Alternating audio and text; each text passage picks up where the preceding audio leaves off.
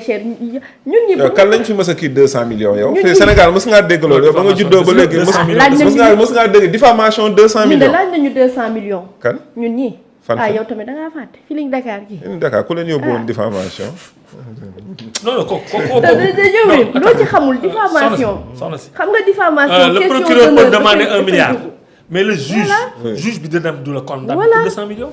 kan lañ ci mës a condamné ñoom avocat yi ñoom ñooy wax li ñu bëgg fii nii pour na porter plainte pour diffamation ay 200 millions la ñuy laaj.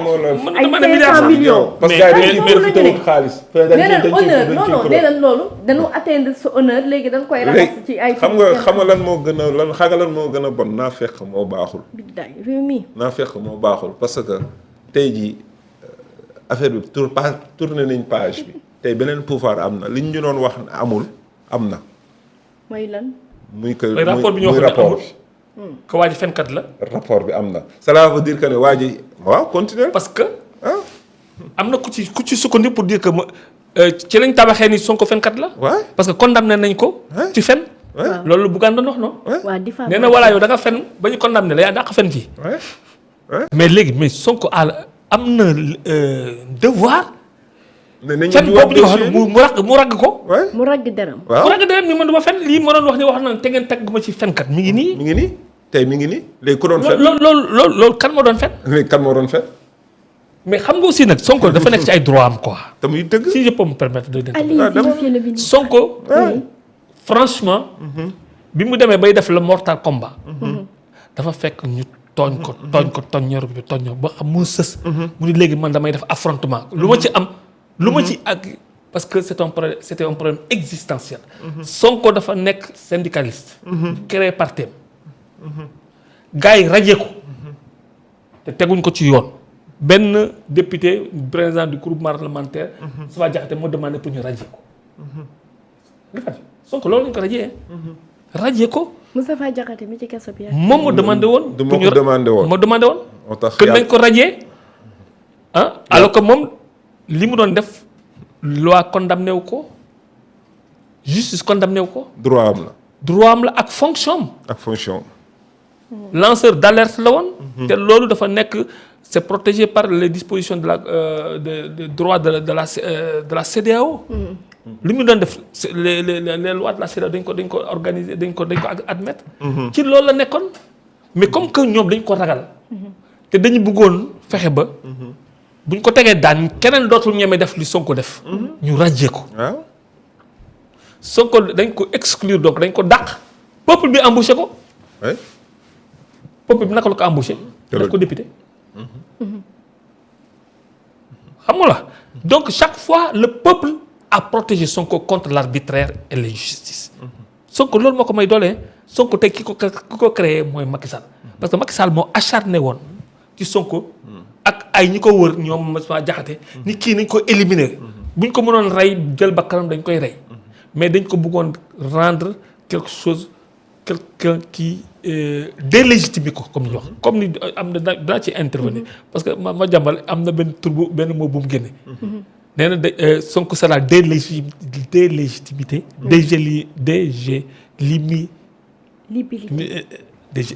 oh là là. Oui, parce que éligible. Éligibilité. Oui. danañ ko waaw maanaam dootul éligible. Excusez-moi quoi, il y a un problème d'articulation parce que je suis un peu bloqué. nee na pour 2029 dañ koy délégible. te loolu moo léegi mooy le nouveau projet. gars yi ñu doon xeex Sonko ci affaire yi léegi bàyyi nañ lépp. lan lañu ciblé mooy Sonko. empêché nañu ko mu nekk candidat en 2024.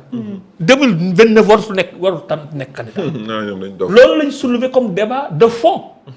avec des discours subliminaux. pour que mais loolu moo am. parce que bu demee ba ni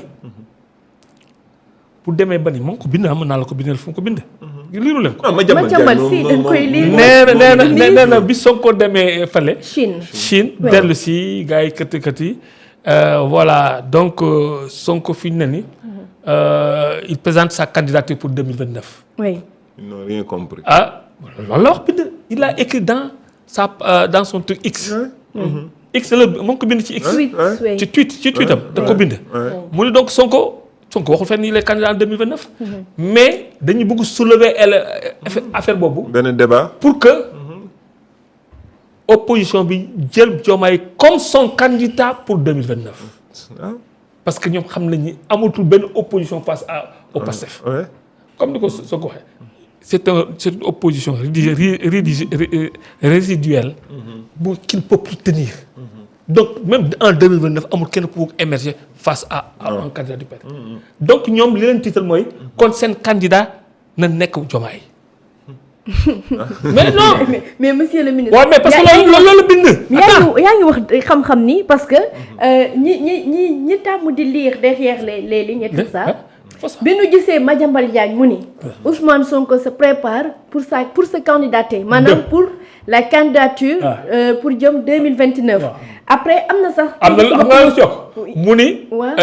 il n'oublie pas que Diomaye aussi doit être. donc moom indi na déjà. dualité. waaw ñoom bëgg nañu indi débat wu. entre ces deux là. naka la leen séparer. seytaane waxul dëgg mais yàq na xel. boo déggee aussi Pape Djibril Fall.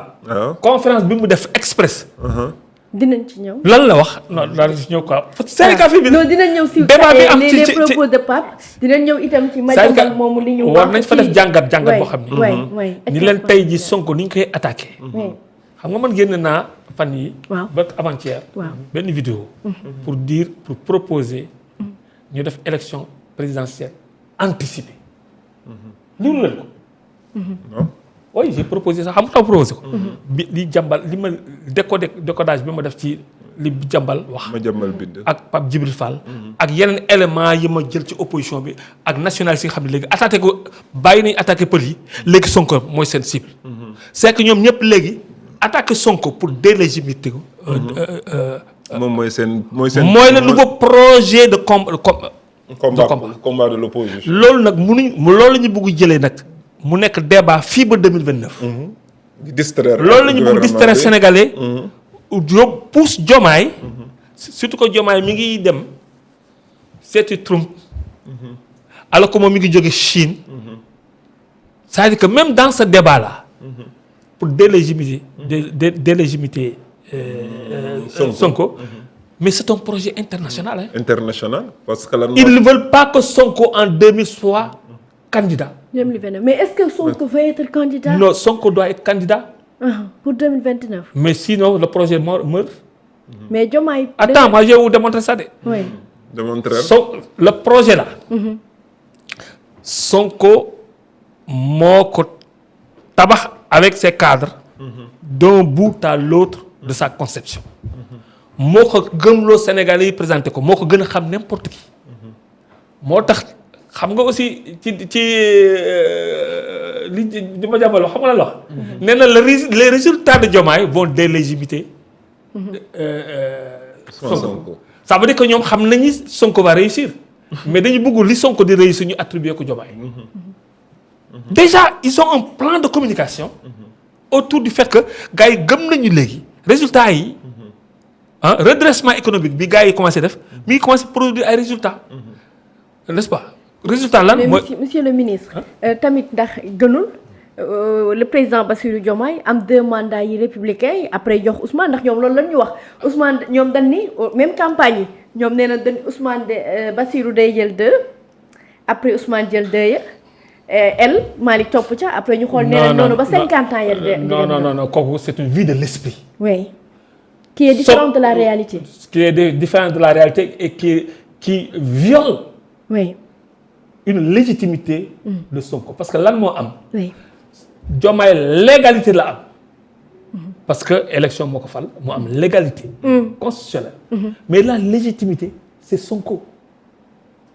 Donc légitimité ak légalité ñoo nekk comme dualité au sommet de l'État. loolu moo indi problème yi gars yi ni feesagul Diomaye mënagul fees chaise bi. parce que légitimité bi parce que dañuy xañ Sonko mu jël Sonko moo war a nekk président. ñu fexe ay tappale ay complot commande politique boo écarté ko loolu kooku injustice la dañ ko réparer ki ko war a njëkk commencé réparer sax si Diomaye. Sonko générosité moo tax mu. Sonko dafa généreux mais Sonko ci générosité bu waruñ ci profiter. mais Barth lan la doon jéem rek bu ñu waruñ ci profiter. pour perpétuer une injustice qui frappe Sonko. Le fait que Sonko n'est pas un président aujourd'hui, c'est une injustice qu'il faut réparer. monsieur le ministre. te loolu nag moom mooy bëgg société bi mais monsieur le ministre. kon kay ma xool dara. oui. xam nañu tey jii bu Sonko présenté mooy gagné élection. mais tey projet bii nii ñuy doxal. waaw bët yi.